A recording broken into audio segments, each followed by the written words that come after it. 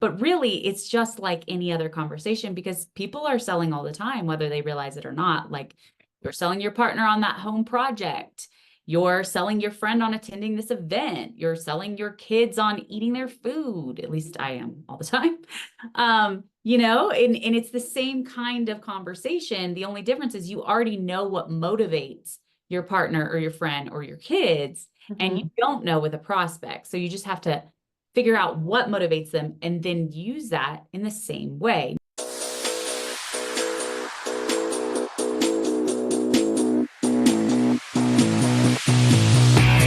Hello and welcome to another episode of Creating Powerful Impact. I'm your host, Shay Wheat, founder of Grace and Ease Productions, where we support entrepreneurs just like you with event-based marketing and sales strategies, allowing you to build your authority, your credibility, and your visibility in your industry. And today I want to talk about sales. Sales. They are like literally the lifeblood of a business. But what if you feel you are more introverted or you don't want to be seen as salesy? Well, today's guest will share what to do in these moments and so much more. She's got over 15 years of experience customizing sales strategies. Her methods empower business owners to effortlessly convert up to, get this, 80% of their leads without pressure, pitching, or pretending to be somebody else. Aleasha Bahr is calling out the common lies perpetuated in sales. She's a sales strategist, speaker, best-selling author, and founder of the Black Sheep Sales Method. Please help me welcome her to the Creating Powerful Impact stage. How are you, my dear? Thank you so much for having me, Shay. I'm very excited to be here. I'm excited too because, like I was saying, sales is the lifeblood. If you don't have sales, you don't have a business. And some people see sales as salesy, or like you have to go through all of these crazy steps in order to, get them to the point where you've put them in so much pain that they're finally going to buy. What's your perspective on that? Yeah, it's so interesting how there's been such a focus on the psychology of manipulating someone or getting them to say yes, that it's deviated completely from a regular human conversation. So they've made it so much harder than it has to be by focusing on tricks that kind of back somebody into a corner. Where really, if you just, obviously there needs to be a strategy to the conversation, but really it's just like any other conversation because people are selling all the time, whether they realize it or not. Like you're selling your partner on that home project. You're selling your friend on attending this event. You're selling your kids on eating their food. At least I am all the time. And it's the same kind of conversation. The only difference is you already know what motivates your partner or your friend or your kids, and you don't know with a prospect. So you just have to figure out what motivates them and then use that in the same way, not like in a false way, not like in a lying way, but in a way that's like, this is what's in it for you. Yeah, I love that. Well, I mean, you've personally sold what, 50 million plus dollars in services. You probably have seen the gamut. And I think you're right, it's more of a conversation. So do you see it being people wanting to hit all of the points in their quote unquote script, and it essentially pulls them out of the conversation versus them actually listening to what's happening with the person and how they can best support them? So for like the salesperson who's taking all the trainings and doing all that stuff, yes. For like the average person, the overall overarching for salespeople and the average person is that the only focus is on getting a yes. And there's this, as a result, you get less yeses if that's your only agenda. So there's not a focus on genuinely understanding if someone is a fit. And a lot of people don't even know who's not a fit. They only know who is a fit. So they don't even know how to tell somebody this is not going to be not going to get you the result you need, or not going to make the return that you need and stuff like that, because they don't even know what that criteria looks like. Mhm. So it's they call it commission breath. Like if your only goal is to get a yes, you're not present in the conversation and catching cues. You're just figuring out how to get the other person to say yes. What can I say? For the average person, it's like, what can I say to not get rejected? Like they think it's about rejection and this like power struggle almost, where it's not personal at all. The person's just trying to figure out how to make the best decision for themselves. It has nothing to do with you. And if you're unable to communicate effectively what that's going to look like for them, and so that they can feel really clear and tangible on it, and they understand like what they need to be successful and what the timeline is to success and what they need to have in place ahead of time, all of those things that make somebody feel like, okay, I know what I'm getting, I know when people don't get results, that's not my situation, I feel really good about this. It's not about the person, so it's not personal ever. It's really almost always, when someone says no, a lack of confusion, a lack of clarity or confusion. Makes so much sense. Now you talked a little bit about like what do they need to do ahead of time, or they need to set things up ahead of time. What could you do before the call to make it so your prospect or the person on the other line is more likely to say yes? Yeah. So, such a big thing is you cannot sell and educate in the same conversation. Yeah. Say that again. Say that You again. you cannot sell and educate in the same conversation. So, a lot of times somebody will have to basically educate a person. Like I imagine, Shay, that people are like, I want to hold an event. And they don't even know what that means. They don't know all the parts involved. They don't know how much time is required. They don't know what kind of results that they can expect. They don't know what the competition offers. They don't know the classic mistakes. That context makes a sales conversation much more effective. So if you're able to ahead of time send something that's like, the biggest misconceptions about events, you're able to say, unless you're ready to invest blah, blah, blah amount, then an event isn't going to make sense for you. Or unless you have an audience of blah, blah, blah, then this doesn't make sense. Or maybe it's that they only need an audience of 100 and they think they need a big audience. So you can dispel that from the start or whatever. But if you have to do that in the sales conversation, then they end up saying, this is a lot to think about. Let me think about it. Because they can't even think about their specific situation. They just have to think if an event is even right for them first. And it's like, okay, this is who an event. So if you send ahead of time, this is who an event is for, and this is who an event is not for, then they can come and just talk about like their situation. Yeah. So do you recommend they're doing that in social media and in marketing before they even book the call, or after they book the call, then it's education, or is it a combination of both? I mean, a combination of both, but you can't know for sure that they saw it if it's just in marketing. But yeah, talk about it all the time. But if you have specific things that are going to make a huge difference, then I would send it after they book a call. So, like a 5-minute video, for example, just sort of breaking it down and letting them know who this is a fit for and who it's not for. And like get them excited too. Like if you're the type of person who understands that this takes 3 months to create, and you want somebody to take it all off your hands so you can just show up and do your thing and have an audience of blah blah blah amount, I can't wait to talk to you. You can say those, get excited about it, right? Mhm. And you want to say who's not a fit in a way that's like, oh, I know who they're talking about, right? Not just like not coachable. I don't know if you've heard people use that as criteria, but it's so vague. It's like, what does that even mean?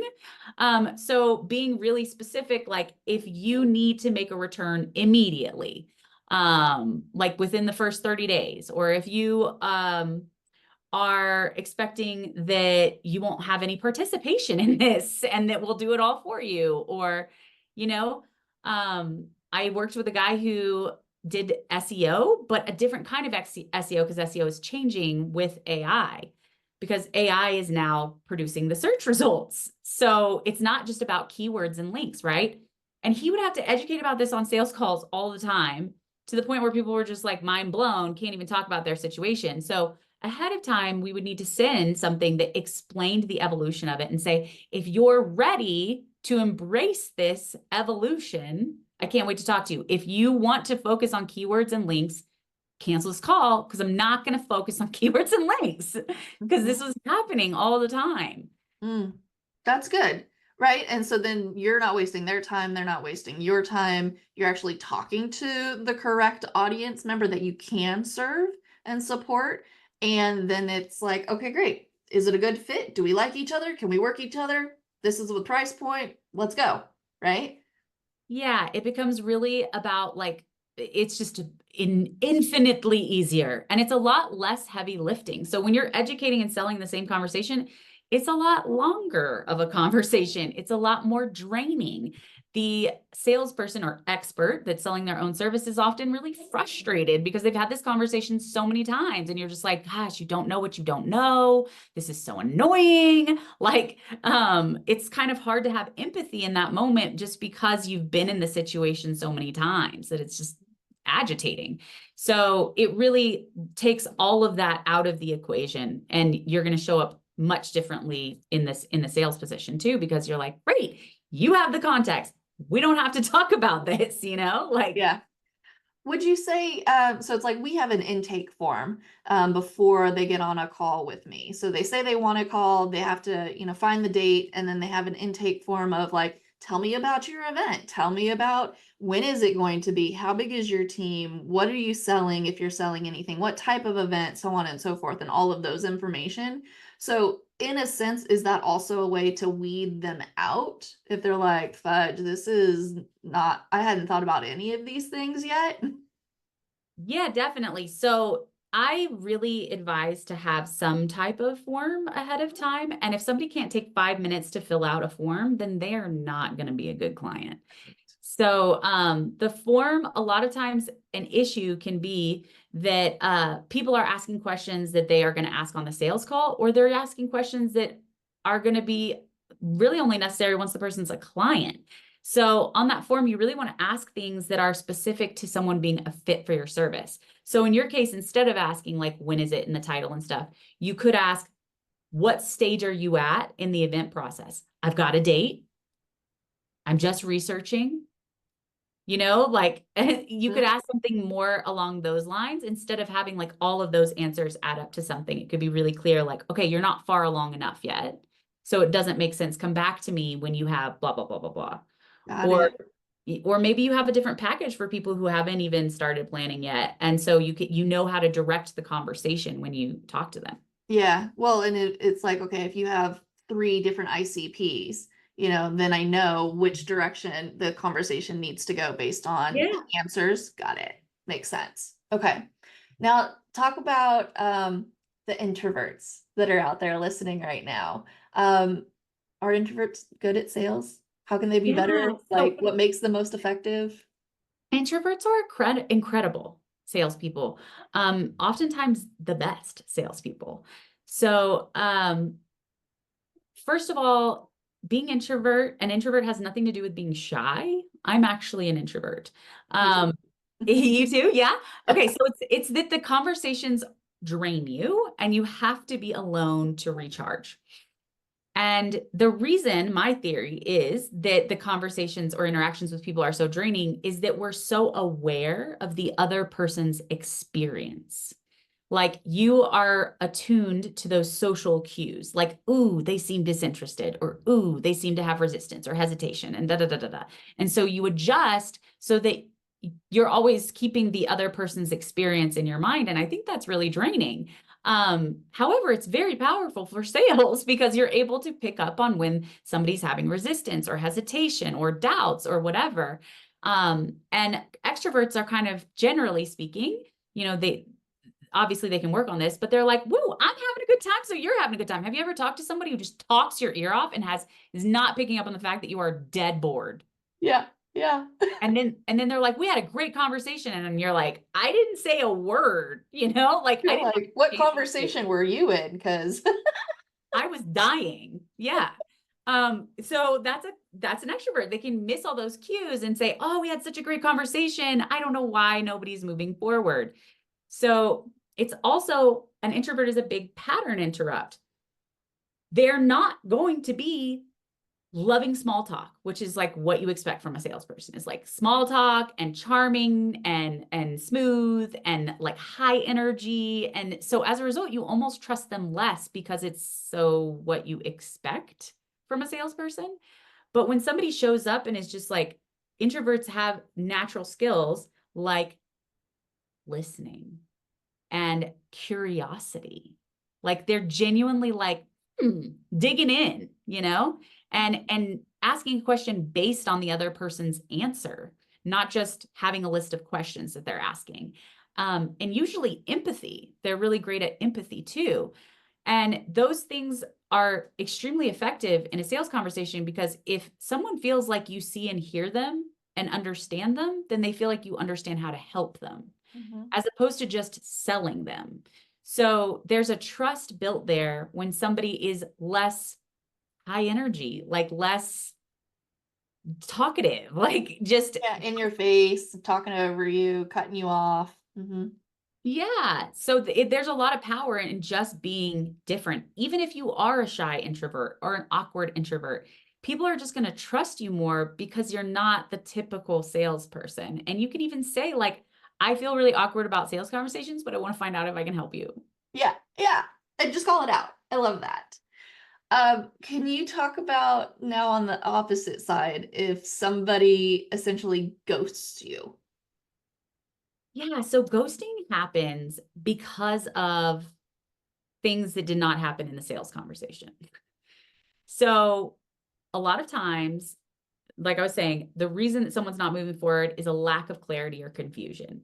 And the only way that you know that somebody has a lack of clarity and confusion is by asking questions. So, questions like, when you're explaining your services, does that sound effective for you? Was that in line with what you were wanting? Is anything missing? Is there a concern that anything's missing that is really important to you? Those kinds of questions, like you want to prompt objections. Like, let's talk about what the usual objections are, and let's make sure that what I'm explaining sounds like something that you want. Mhm. So usually that just never happens in a sales conversation. Like the only question asked is make sense or sound good. And those are autopilot yeses. Mhm. You can say that without even thinking. And I mean, have you ever gotten to the end of end of a conversation where someone said it made sense the whole time, and then they ask a question that it makes it clear that it did not make sense, Yeah, right. even though they said it made sense the whole time? Mhm. Mhm. So those questions don't give you any information that's helpful to moving the sale forward. And really, the asking some questions that let you know, oh, this resonated with this person. They understood what I said and they wanted it. That alone is going to decrease ghosting a lot.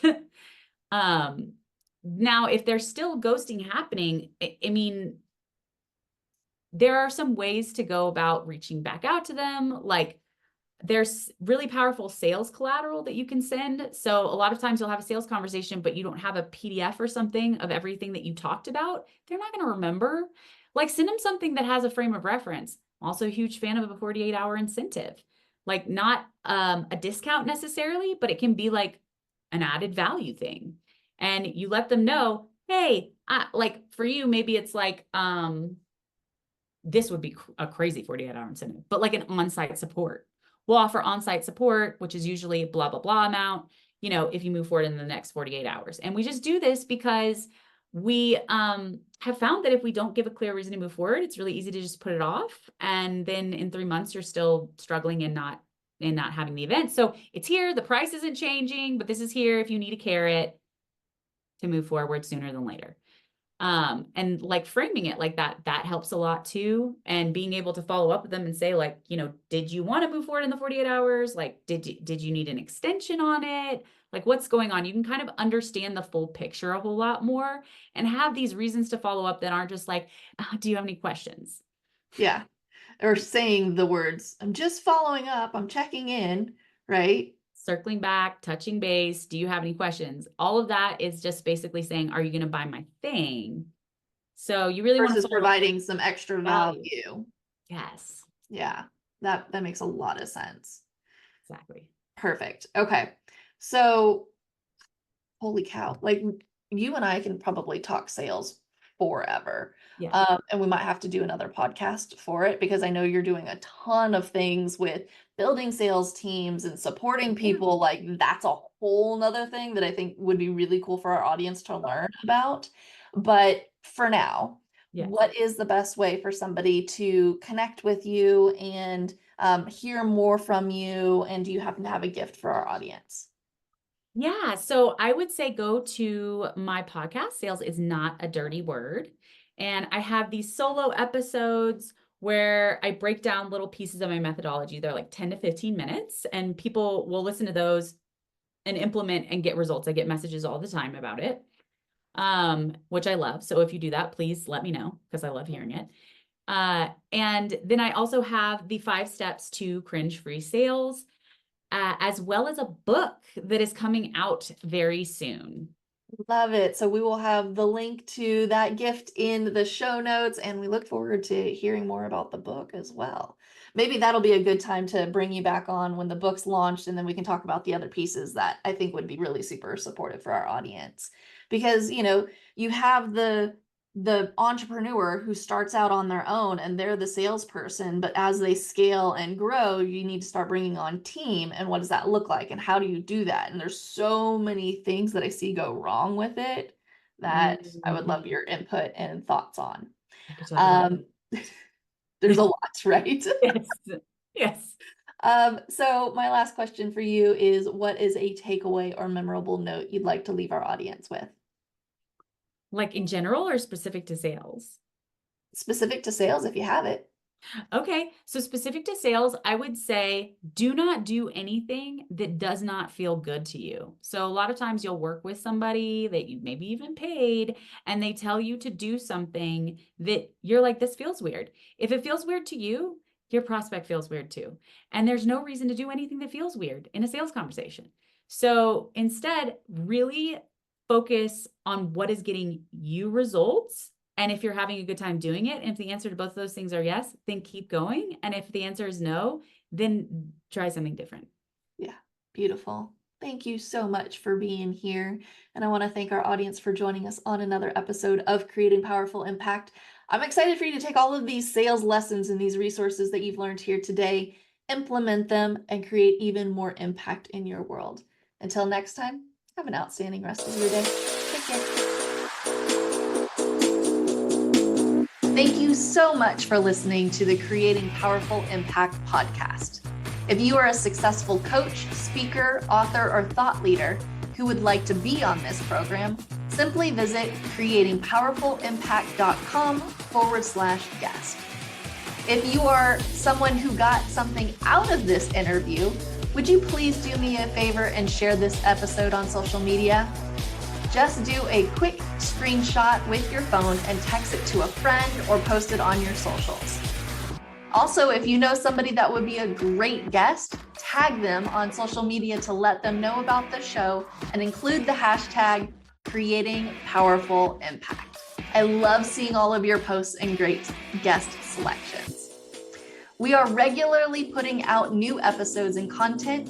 To make sure you don't miss any episodes, go ahead and subscribe. Your thumbs up, ratings, and reviews go a long way to help promote the show, and they really mean a lot to me and my team. Want to know more about us? Head on over to our website, graceandeaseproductions.com, or follow me on LinkedIn, Facebook, or Instagram. Just look for Grace and Ease Productions on your favorite platform. Thanks for listening. We'll see you next time.